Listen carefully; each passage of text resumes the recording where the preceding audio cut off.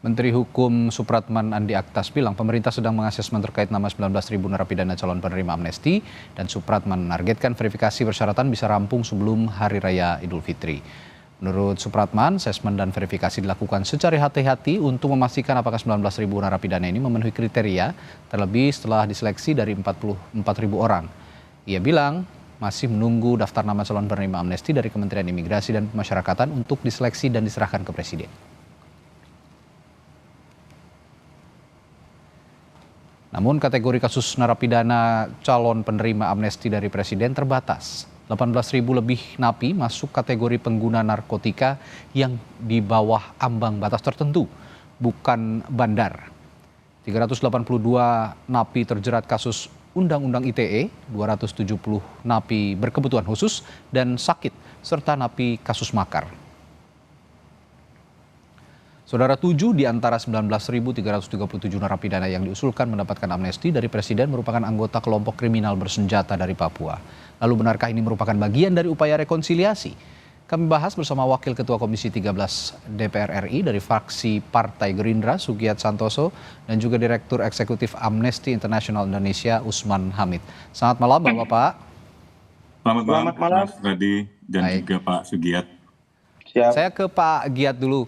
Pak Giat, ini kan ada lebih dari 44.000 ya yang diseleksi dari yang akhirnya jadi 19.000. Nah, ada 7 diantaranya dari KKB.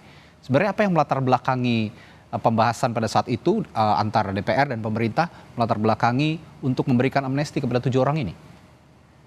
Ya, yang pertama bahwa yang 7 ini masih usulan dari salah satu anggota DPR RI yang kebetulan Komisi 13. Kalau yang 19.000 itu nama yang sudah diproses, diverifikasi oleh Kementerian Imigrasi Pemasyarakatan berkolaborasi dengan Kementerian Hukum. Oke. Tapi secara prinsip yang kami pahami dari kebijakan pemberian amnesti massal ini dari Pak Prabowo Subianto, pendekatannya adalah kemanusiaan, demokratisasi, dan rekonsiliasi.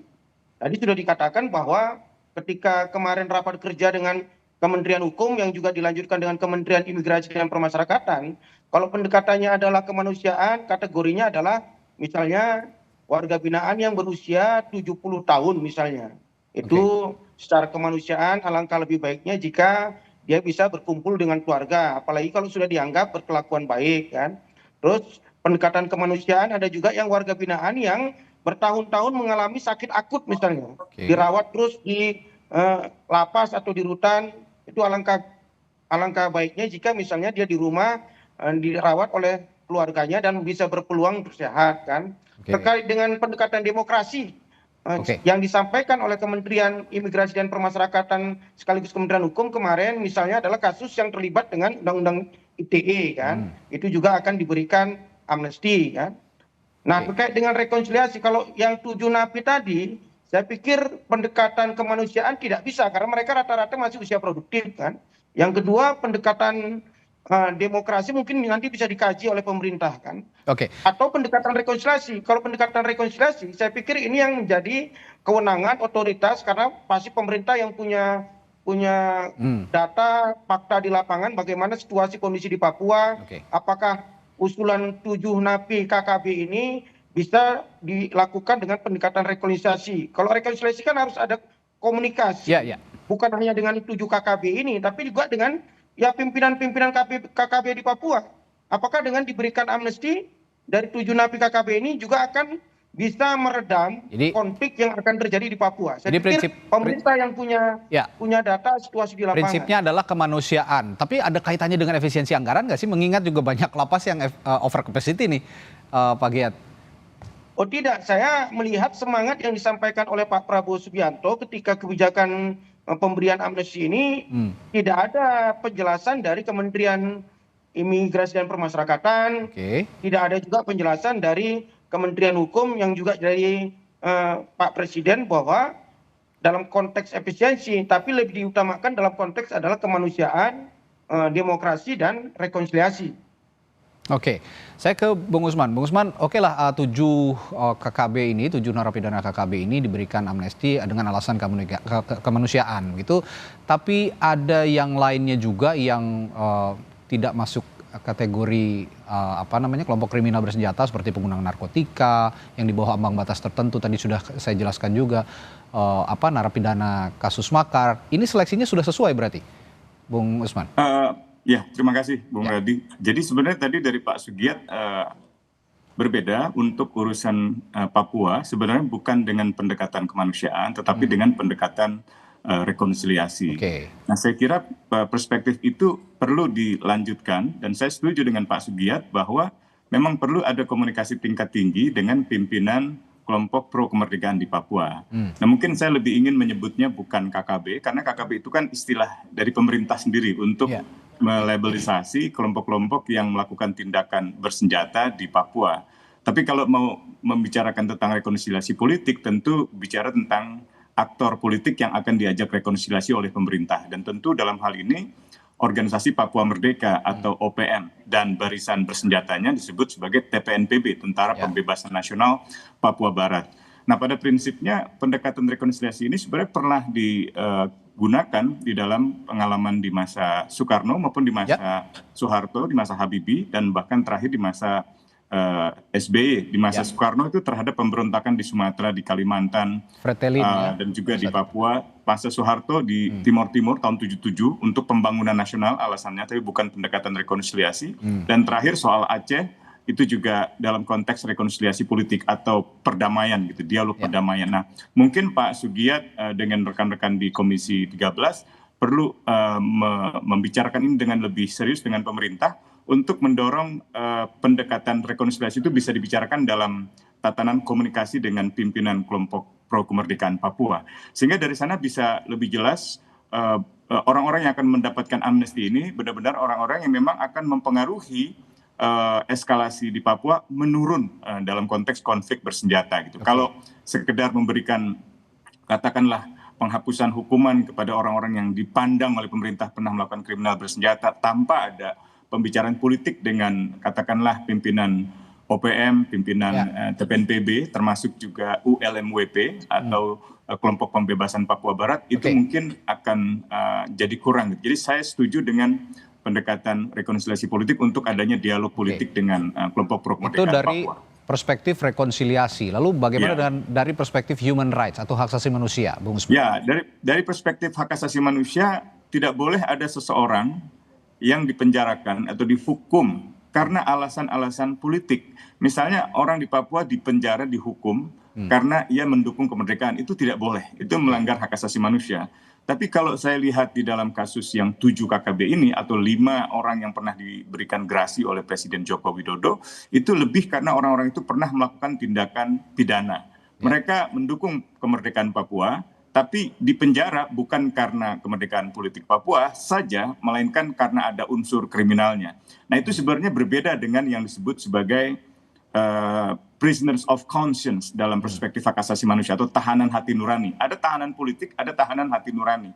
Tahanan politik bukan hanya soal politik, tapi juga ada unsur kriminalnya. Misalnya ia melakukan tindakan kekerasan bersenjata dengan motif politik itu mungkin bisa disebut sebagai tahanan politik. Nah, untuk memperjelas hal-hal semacam ini, lagi-lagi saya setuju dengan gagasan Pak Sugiat untuk pemerintah membicarakan dengan pimpinan pro kemerdekaan di Papua.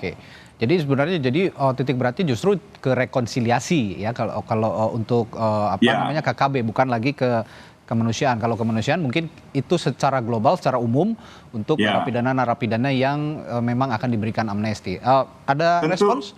Tergantung dari perspektif kemanusiaan apa. Kan biasanya kalau di dalam pemerintah, kemanusiaan itu maksudnya ya ada rasa kasihan, ada rasa iba, atas kesehatan dan seterusnya. Tapi kalau dalam perspektif hukum kemanusiaan internasional atau hukum humaniter internasional, maka dia kembali ke dalam pendekatan dialog perdamaian tadi. Gitu. Jadi saya kira itu yang mungkin lebih relevan untuk Papua, Bung Radi. Itu lebih relevan untuk Papua. Respons Anda, Bung Pak Giat?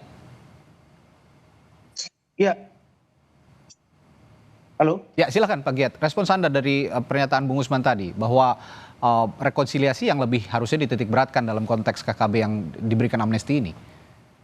Kalau saya sepakat, semangatnya sepakat bahwa rekonsiliasi itu kan harus dua pihak gitu. Kalau terkait dengan pendekatan kemanusiaan, pemerintah lah yang memberikan kepada warga binaan yang Ya, tadi usia lanjut, sakit dan sebagainya. Tapi kalau rekonsiliasi itu pendekatannya harus dua pihak. Misalnya kita belajar terkait kasus GAM lah kan, itu kan kenapa pada saat itu pemerintah memberikan rekonsiliasi kepada para kombatan GAM karena memang sudah ada MOU Helsinki yang itu semangatnya adalah bagaimana oke. GAM itu kembali ke tanah air. Nah ini kan kita belum mendapat kabar, belum mendapat informasi apakah pemerintah sudah melakukan proses inisiasi rekonsiliasi antara Indonesia dengan ya tadi yang disebut dengan OPM tadi. Kalau Oke. nanti ujuk-ujuk diberikan apa ya amnesti kepada 7 KKB ini, ternyata di pimpinan OPM itu merasa bukan bagian dari rekonsiliasi, saya pikir Oke. amnesti ini bertepuk sebelah tangan kan. Ya, berarti Pemerintah saja yang merasa kepingin rekonsiliasi, ternyata OPM tidak. Saya ya, pikir itu. ya. Kemampuan-kemampuan dialogis yang harus dikedepankan kalau begitu. Oke, Pak Giat, kita tinggalkan KKB, tapi saya juga ingin bertanya soal kategori narapidana. Secara umum tadi ada sekitar 19.000 lebih yang juga masuk dalam rencana pemberian amnesti. Apakah kategori narapidana yang diberikan amnesti ini sudah sesuai dengan aturan sejauh ini menurut Anda? Kalau misalnya terkait dengan pengguna narkotika yang Ya. bukan bandar, kalau kita lihat revisi Undang-Undang KUHP yang akan diterapkan di tahun 2026, memang para narapidana yang itu adalah pemakai narkoba dan sudah dipastikan dia bukan bandar, dia adalah korban. Negara menganggap dia bukan pelaku kejahatan tapi korban dari kejahatan. Oke. Makanya kalau di 2026 nanti pemakai narkoba itu hanya diwajibkan rehabilitasi, tidak mesti ditahan. Itu saya pikir kalau tadi dari data itu kan yang paling banyak adalah pemakai narkoba sekitar 18.000. Saya pikir Oke. masuklah Bang kan.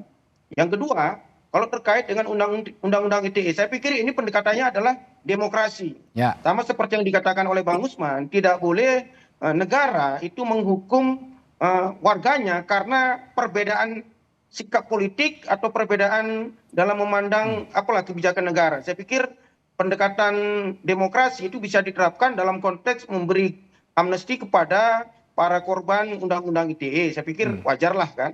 Ya. Yang kedua, yang ketiga, yang berikutnya, misalnya warga binaan yang usia 70 tahun. Kalau 70 tahun itu Bang, saya pikir ya ngapain lagi di penjara kan? ya tinggal menunggu. Saya pikir ya lebih bagus mereka di sisa-sisa usianya berkumpul dengan keluarga. Ya. Itu bisa akan memberikan mereka ya dampak positif bagi jiwa raga mereka. Saya pikir Baik. itu pendekatannya ada kemanusiaan. Itu juga dengan yang sakit akut misalnya. Oke, mengapa ini saya tanyakan? Karena juga jangan sampai mereka juga keluar diberikan amnesti, keluar dari tahanan, berulah kembali. Bagaimana nih Bung Usman? Ya, sebentar Pak. Ya. Ya, gimana? Sebentar Bang. Ya saya pikir Kementerian Hukum dan Kementerian Imigrasi Permasyarakatan cukup berhati-hati untuk katakanlah menyaring dari target 44.000 lebih tadi. Bayangkan kalau ini tidak dilakukan kehati-hatian, saya pikir sudah jebol itu 44.000 itu. Saya mengapresiasi apa yang sudah dilakukan oleh Kementerian Hukum dan Kementerian Imigrasi Permasyarakatan untuk berhati-hati sampai pada tahap ini masih 19.000 sekian. Ya, bagaimana Bung Usman pandangan Anda soal yang tadi yang saya tanyakan? Ya, mengenai apakah mereka akan berulang lagi di dalam melakukan perbuatannya, tentu itu akan sangat tergantung dari penilaian pemerintah. Pemerintah akan melihat rekam jejaknya, akan juga punya kewajiban untuk melakukan pengawasan terhadap mereka dan seterusnya.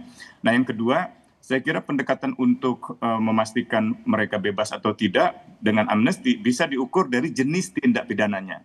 Jadi kalau tadi sudah benar tentang Undang-Undang ITE, pendekatannya demokrasi, bahwa di dalam demokrasi setiap orang berhak untuk berpendapat tanpa intervensi dan juga berhak untuk berekspresi. Kalau ada pemenjaraan atas dasar hukum pidana, itu harus dibebaskan. Nah itu karena Undang-Undang ITE itu banyak sekali digunakan untuk membungkam kebebasan berekspresi, maka pemberian amnesti itu saya kira langkah yang tepat. Kami juga pernah menyurati hal ini kepada Bu Puan Maharani sebagai Ketua DPR RI dan menyampaikan harapan kami agar pemberian amnesti termasuk orang-orang yang dipenjara karena Undang-Undang ITE. Sementara itu orang-orang yang saya kira dibebaskan karena kondisi misalnya kesehatan itu sepenuhnya merupakan wewenang pemerintah. Apalagi tadi jelas kategorinya sakit, usia yang lebih tua dan seterusnya. Jadi mungkin sekali lagi yang tidak bisa diberikan amnesti adalah orang-orang yang terlibat di dalam kejahatan yang sangat serius. Seperti pelaku teror dan segala macam itu ya.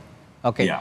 Nah, ini sekali lagi berarti bahasan kita malam ini kalau memang diberikan amnesti, ya prinsip kehati-hatian yang harus juga dikedepankan, termasuk kalau memang ada prinsip kemanusiaan dipertimbangkan sedemikian rupa supaya benar-benar bisa bermanfaat ketika orang-orang yang dibebaskan ini ketika dibebaskan dari tahanan, dan tadi prinsip rekonsiliasi harus dikedepankan juga, dialogis, kemampuan dialogis antara pemerintah dan pihak-pihak yang berkepentingan. Terima kasih Bung Usman, Pak Giat telah bergabung bersama kami di Sapa Indonesia Malam. Sampai jumpa lagi.